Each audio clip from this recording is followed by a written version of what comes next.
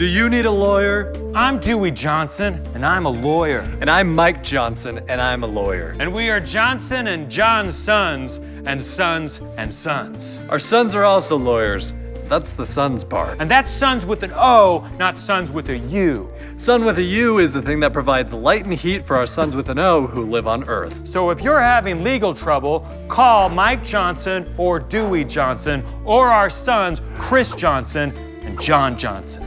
We do not share those sons. Those are separate sons. We have separate families and separate lives. But they're all Johnsons in their own respect, and they all love the law. And we're sons too.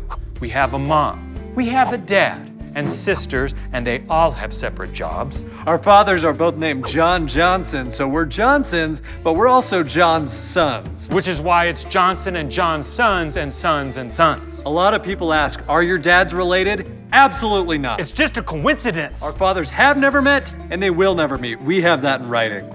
We drew this up. We're lawyers, and we have that ability. Sorry, dads. Now let's delve into that second sons a little bit, which is actually S-O-N''S.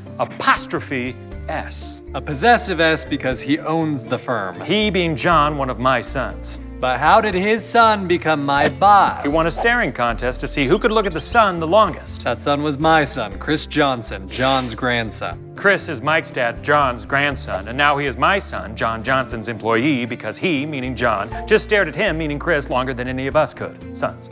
So he's now the boss of every Johnson and John's sons and sons and sons. So in conclusion, each of us is a Johnson, but we are additionally John's sons. We both have sons that are lawyers, but one son owns us. He's a good boss though, and we're happy to keep it in the family. Not my family though, because we're not related. But I am related to my son. And I'm related to my son. If that all sounds good, give us a call.